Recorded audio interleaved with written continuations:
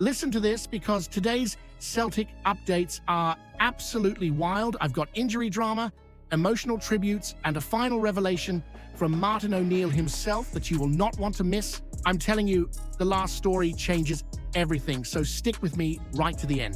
We have 6 news a day to keep you updated with the mighty Celtic. Hit that subscribe button and be part of it. Marcelo Saracchi, honestly, just when you think the lad is settling in and tearing up that flank like a Glasgow windstorm, he only goes and pops the hamstring again. Martin O'Neill came out after that 1-0 against Dundee looking like a man who's seen this script far too many times, and you can't blame him. Saracchi had been flying since arriving on loan from Boca Juniors back in August, snapping into tackles, bombing forward, and giving this Celtic side the kind of energy that makes the whole stadium spark. But just before the break, you saw it, didn't you? That moment, his stride changed, the face tightened, and you knew paradise was about to groan louder than an angry blue after another derby defeat. O'Neill confirmed it straight after the match, saying, with that wee bit of frustration in his voice, that the lad has pulled his hamstring again, and that again hurts more than the injury itself. Because Saracchi has been one of the few fullbacks in recent years who's actually looked like he understands what it means to play in front of the Celtic support. He's been aggressive, sharp, fearless, and you could see Calmac constantly giving him that nod of approval, the one that tells you you're doing things right. But now it's several weeks on the sidelines, and no amount of sucky hall strolls or physio magic is going to rush this one.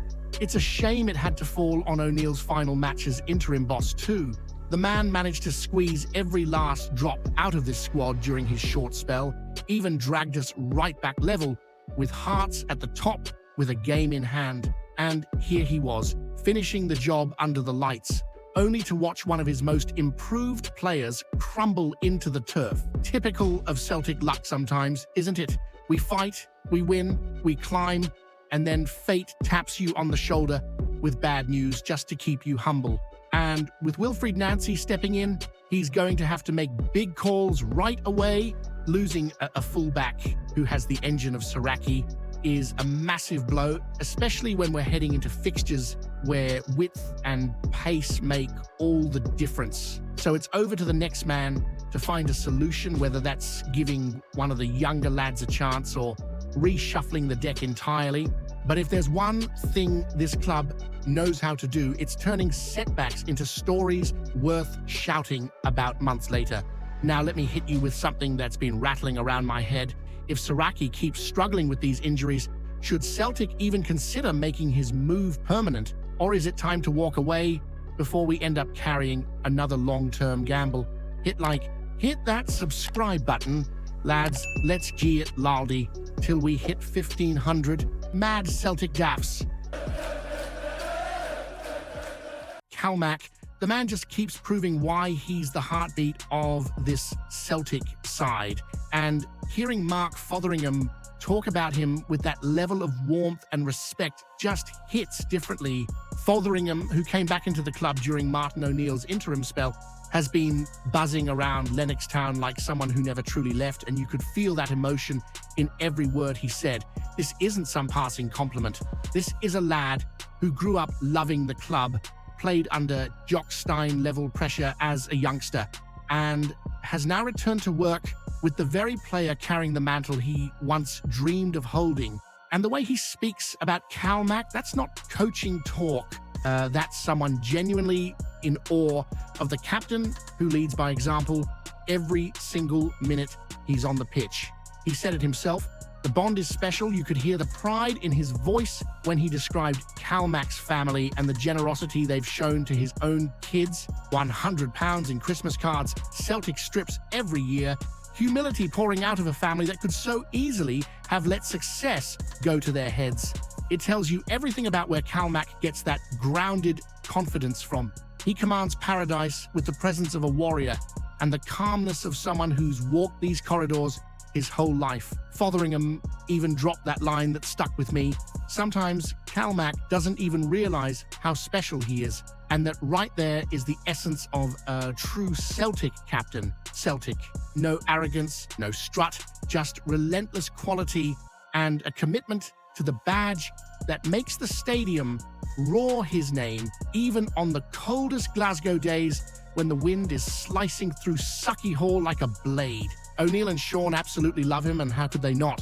He controls matches like a conductor, guiding the midfield with the same poise Henrik once guided the attack. This is a player who's lifted trophies, scored in Europe, dragged this team through storms that would have made lesser captains crumble, yet he still treats every training session like his breakthrough year. That's why Fotheringham called him the maestro. And hearing him say he doubts we'll see another academy product like Calmac in his lifetime, you can't argue with that, because every time you think you've reached the limit of what he can give, he goes and sets the bar higher. The man is a walking standard, the kind of player who makes you proud to pull on anything green and white. But let me leave you with this wee fire starter for you. The Celtic fan sitting there thinking it through. Has Calmac already cemented himself as the greatest homegrown midfielder Celtic has produced since Jock Stein's era? Or do you think someone else still sits above him in the club's history? Hit that subscribe button. Lads, let's gee it loldy till we hit 1,500 mad Celtic dafts. Martin O'Neill walking out of paradise for the second time with his head held high. Honestly, it felt like watching a legend bow out on his own terms once again, and you could feel every heartbeat inside the stadium pulsing with pride. 5 or 6 weeks, that's all he had, yet he squeezed more magic into that spell than some managers manage in entire seasons. He arrived when things looked grim, 8 points adrift, folk whispering that the ship was wobbling, the media desperate for a crisis to pin on Celtic. And what did the big man do? He steadied the storm like only Martin O'Neill can. The same way he did 2 decades ago when he dragged this club back to glory and had the Blues crying harder than the rain on Sucky Hall Street. 8 games later, he leaves with Celtic joint top, a game in hand, momentum roaring through the side like a full stadium under the lights. He got us into a cup final, gave Wilfried Nancy a perfect starting point, and delivered European nights that reminded every Celtic fan why this club belongs at the highest level. That win in Rotterdam, that glorious 3-1 that felt like vintage Celtic swagger, even the loss in Denmark didn't dent the belief he injected. Every player looked sharper, hungrier, braver.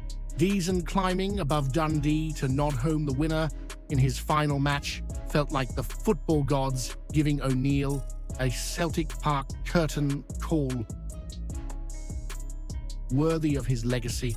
When he spoke after the match, you could hear the emotion in his voice. He said it was a spell he'll never forget, and you knew he meant every word. He praised his staff, he praised the players, and he soaked up the love pouring from the stands like he was back in the early 2000s, roaring for another treble. And you know what?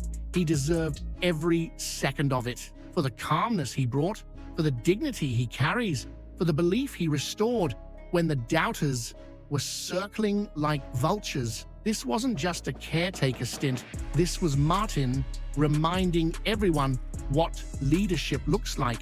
And now he hands over to Nancy, a squad that believes in itself, a fan base buzzing, and a league race that's back in our hands. You, sitting there listening, you felt that shift. You felt that lift. Because Celtic is never dead as long as someone like Martin O'Neill is around to spark the flame again. So here's the question that's going to stir the pot a wee bit. After witnessing this incredible spell, do you think the board should have seriously considered keeping Martin O'Neill on longer, even with Nancy ready to step in? Or was this farewell the perfect ending to his Celtic story? Hit that subscribe button. Lads, let's gee it loldy till we hit 1,500 mad Celtic dafts.